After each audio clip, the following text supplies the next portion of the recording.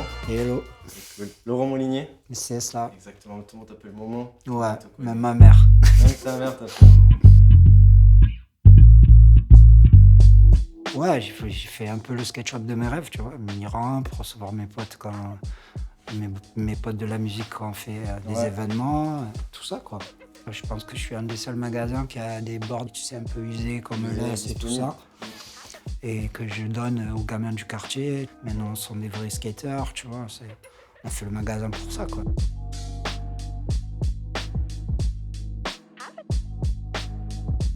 Écoute, là on a déjà commencé à te présenter. Mhm. Mais on a fait un truc que je t'avais déjà parlé, mais on va le refaire ensemble.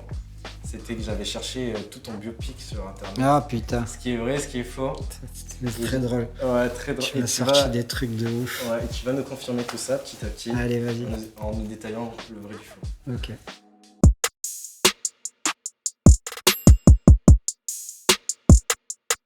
Tout d'abord, on te voit Laurent Molinier, né en 74 à Montpellier.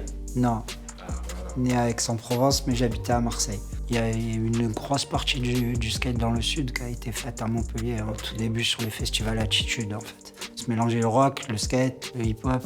Ouais. C'est Festival Attitude, ça s'appelait. J'ai connu la Funky Family là-bas, tu vois. Ils avaient fait un concert avec Oxmo Puccino, mais surtout gratuit en plus. Ça n'existe plus, tu vois. C'était vraiment un festival gratuit, quoi. Et on retrouve des events comme ça ou... Ouais, il y en a quelques-uns, mais surtout en Europe, en fait, que tu as des trucs comme ça. À Marseille, pas trop. Enfin, même en France, tu vois, un peu moins, quoi. Mais ça se fait plus aussi parce que les temps ont changé, tu vois ce genre. Maintenant, quand tu fais un événement, il te faut obligatoirement une sécu, et tu as des normes, tu as ci, tu as ça. Après, c'est dit, il a commencé à faire du skate dans les années 80 et est devenu professionnel dans les années 90. 88, c'est pas du tout professionnel. C'est un grand mot, en fait. Si tu veux, j'avais des sponsors qui me permettaient de voyager. Et j'étais pas payé, mais par contre, je voyageais pas mal. Est-ce que tu te considères encore dans ta carrière pro maintenant? Non.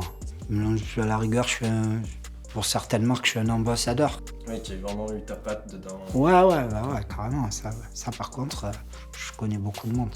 Ouais. Et encore maintenant, sur la nouvelle génération, je connais du monde, quoi. T'es encore au courant de l'actualité. Bien sûr, ça reste multigénérationnel, quoi, le truc. C'est cool. Le partage y est toujours. Ouais, toujours. Et là, j'ai une nouvelle info qui dit a remporté plusieurs compétitions et a participé à des tournées en Europe, en Amérique du Nord et en Asie. Oh putain. Après, tu me dis que t'as beaucoup voyagé. Ouais, après, plus en Europe. À chaque fois, en fait, c'est des connexions, tu sais. Tu restes dans une ville, et après, tu restes parce que tu as un tel qui va te proposer de rester, tu vois. Donc, au final, tu pars pour une semaine et puis tu restes un mois, tu vois. Dès le collège, lycée, tu voyageais déjà pour Non, au collège, j'étais nul en skate. Après, moi, je faisais du BMX avant, tu vois. Donc, j'avais moins d'appréhension sur les rampes de skate, par exemple, tu vois. Mais pour le street, je galérais comme tout le monde. D'ailleurs, je me suis fait remarquer plus en courbe qu'en street, quoi. On était une dizaine, on dormait dans le bol. Et au petit matin, tu reprenais? On reprenait le skate, sans pitié. Et j'étais quand même connu au bol de Marseille. Comme je faisais toutes les Coupes de France, machin, je bougeais tout le temps et tout, on me voyait un peu de partout. Ouais. Il y a des sponsors qui sont intéressés à moi. Le plus gros, ça a été Globe. Après, j'ai connu des gars aussi qui avaient une grosse marque qui s'appelait Powell Peralta. Ils m'avaient envoyé au championnat du monde à Munster. C'était très, très impressionnant. Parce que tu arrives dans une ville, en fait, et d'un coup, tu as 3 milliards de skateurs avec que des grands noms. Tu te promènes, tu vois Tony Hawk, tu vois. Donc t'es là, tu fais « Ah ouais, ok, c'est comme ça. » Grosse époque. Et là, on rajoute en 97, tu as eu une influence sur la scène du skateboard en France et que tu as été choisi pour figurer sur la couverture du magazine Thrasher. Non, n'importe quoi. Non, j'ai fait une parution pour Thrasher. Et j'ai surtout fait une parution pour... ça, j'en étais très très fier, avec un gars qui s'appelle Thomas Campbell. C'est un monstre de photographe et tout, il fait des documentaires sur le surf. Franchement, c'est quelqu'un d'incroyable. Et un pote à moi de Paris qui avait un magazine de skate est descendu avec Thomas. Et on est allé rider le bol. Il m'a pris en photo, quoi. Tu vois, mais c'était un mec qui travaillait pour un gros magazine qui s'appelle Skateboarder. Il m'a fait une photo de fou, quoi. Et après, donc là, il y a eu cette grosse période, et on me raconte que tu aurais donné des cours de skate à Marseille. Ouais. Que je skatais au bol, toujours pareil et tout. Et un jour, il y a un éducateur de rue qui est venu, qui m'a proposé en fait de réunir des groupes de skateurs et de venir skater dans les quartiers nord. Et en fait, en leur montrant, je me suis aperçu que c'était ma vocation. Ça m'a trop plu. Et je suis rentré et j'ai dit, ouais, je vais être prof de skate. Et j'ai fait ça pas mal de temps, 1 an et demi, en étant bénévole au Planda, à la Castellane. Et puis un jour, les gamins, ils s'amusaient à nous bloquer à la sortie de la cité, tu sais. Et ils ont cassé un essuie-glace en montant sur le camion. Et du coup, la DAP a dit, ouais, c'est bon, on arrête, ça devient trop dangereux et tout. On a dit, mais non, et tout. Et au final, on a décidé de faire des rampes de skate dans le centre social. Et c'est à partir de là que j'ai lâché le côté professionnel, on va dire, tu vois. Parce que ça me plaisait d'être prof de skate, ça me plaisait vachement. Une autre info aussi, que tu aurais écrit un livre qui s'appelle La vie est une ligne droite. Ouais, mais ça, je sais pas d'où tu as sorti ça. Quelqu'un a écrit un livre sur toi. Écoute, j'ai pas reçu de droit d'auteur en tout cas. Mais après, avec tout ce que tu racontes, tout ce que tu as Ah ouais, je pourrais, hein. Même un film, si tu veux. Exactement. Ouais, j'en ai fait pas mal de choses, là, tu sais. Ouais, tu m'étonnes. J'ai fait un film avec Luc Besson aussi, j'ai fait tellement de trucs. Comment ça, un film avec Luc Besson? Donc voilà, on a fait un film avec une top modèle qui s'appelle Rio Rasmussen. Je rôle d'un des skateurs du bol, en fait, et on se bat avec le mec de banlieue 13. C'était un flic. Il cherchait un mec et en fait le mec il envoie tous ses potes et c'était nous ses potes et on arrive, il avait un plastron, on l'a pris à coup de board, il y avait une balayette, il est tombé par terre et quand il est tombé par terre il a tapé un peu et, et le mec c'était la doublure de Spider-Man quand même, tu vois, c'était pas...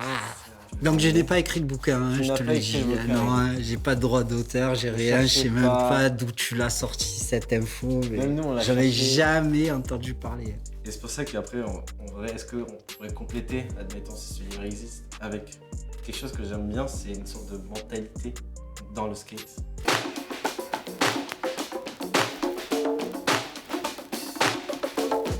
Une mentalité spéciale, une fibre artistique, ça c'est obligatoire. Regarde les skateurs, la plupart ils sont tatoués, tu vois, ils sont dans le piercing, ils sont dans les trucs d'artistes. Tu prends Chloé, Emma Riders, tu vois, qui a la peinture juste derrière, tu vois, c'est une artiste reconnue, tu vois. Tu vois, par exemple, tu prends Pharrell Williams, il fait du skate, tu vois. Tu prends Kanye West, ils font du skate. L'art, la musique, la photographie. Il y a beaucoup de skateurs qui se mettent à la photo, la vidéo, tu vois, c'est ouvert aussi, c'est pas trop raciste un skater, tu vois. Il n'y a pas trop de racisme dans le skate. Après là, tu vois, moi, ce qui me dérange, si on parle vraiment, tu vois, la mentalité, c'est... Là, en ce moment, c'est la compétition, tu vois. Les minots, ils rêvent trop de compétition, de sponsors, de machin, de trucs, tu vois. Et ils pensent pas à être... à se dépasser pour eux-mêmes, mais à se dépasser pour y écraser les autres, tu vois. C'est trop coaché, c'est trop formaté, mais après, c'est bien aussi pour le développement du skate. Faut pas se leurrer. Oui, ça permet de l'évolution. Mais un grand public, tout simplement. Exact. Mais pour le moment, tu vois, les JO à Tokyo, ça n'a rien apporté au skate, tu vois. Alors, j'espère que les JO en 2024 à Paris, ça apportera quelque chose, tu vois, mais je mettrai pas ma main au feu non plus, quoi, tu vois. Ouais. Question... Vas-y, je la lance à feu, histoire de se remettre dans le bain. Il y en a beaucoup qui disent que pour être un skater, il faut être un fonceur, un gars tout le temps, ou est-ce qu'un gars réfléchit? Ça veut rien dire, parce que après, c'est au caractère de chacun. C'est pas parce que tu es skater que tu vas foncer, tu vois. Non, par contre, faut pas se décourager, en fait. Parce que le skate, c'est dur, faut pas se leurrer. Quand tu apprends des figures, c'est dur, ça met du temps. Et donc, il y en a beaucoup qui arrêtent à cause de ça. Moi, je vois que les gens qui arrêtent, tu vois, c'est parce qu'ils passent à autre chose et parce que... Ouais, parce que aussi, faut pas se leurrer, le matériel coûte cher, les choses, ça coûte cher. Tu vois, quand tu commences à progresser, tu passes une borne par mois et tu passes une paire de choses tous les 2 mois, tu vois. C'est un mauvais prétexte pour arrêter parce que maintenant, vous avez plein de moyens quand même de payer votre matériel moins cher. Maintenant, tu vas sur Vinted, tu tapes Adidas Skateboarding, tu vas te trouver une paire, elle est dégueulasse, mais tu t'en fous, tu vas la skater, quoi. Et pour en arriver là, même là, ce que t'en as fait, c'est quoi, tu penses, tes qualités à toi pour le skate? Moi, je te dis, j'aime partager ce que je fais. Voilà. J'aime partager ma passion du skateboard. Et je pense que tout ça, ça m'a amené à ça.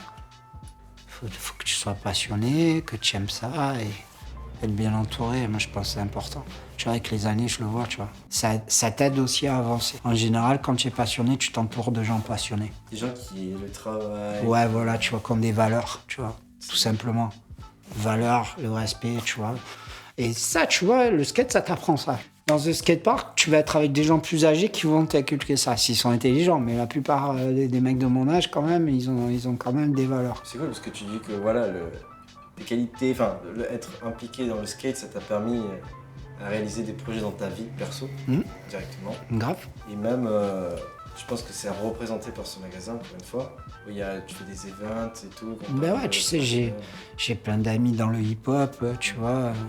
Si on a fait des Lompal et des gens comme ça, ou des mecs de IAM, ou tu vois, des mecs de la Funky Family, Troisième Œil et compagnie, c'est justement, tu vois, parce que je suis un passionné qui se reconnaissent dans ce que je fais, tu vois. Ouais, du coup, il y a pas mal d'événements musicales. Il y a aussi un truc que j'avais vu, qui m'avait beaucoup plu, c'était avec Visland et Thrasher dans cette rampe. Ouais. Gros event. Ben, ça, c'était pour Thrasher King of the Road, en fait. Ouais. C'était une émission sur Viceland. Je crois que c'est un des plus gros qu'on a fait ici. C'était très violent.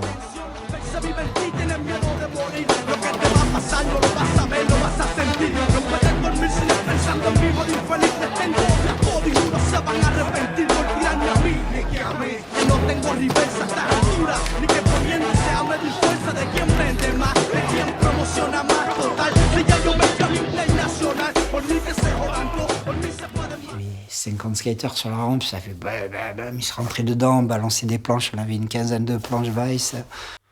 Après, tu vois, ces événements, c'est bien, mais les gens, ils viennent au truc, tu vois, et au final, tu les revois pas.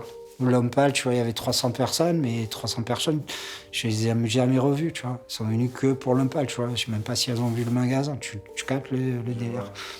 Parce que tu veux créer vraiment un lieu mythique, c'est plus qu'un shop, c'est vraiment un lieu. Ouais, je veux que les gens, ils le comprennent, tu vois. Est-ce que tu aurais un mot de la fin? Non, je remercie tous les gens qui me soutiennent depuis le début. C'est plus comme ça.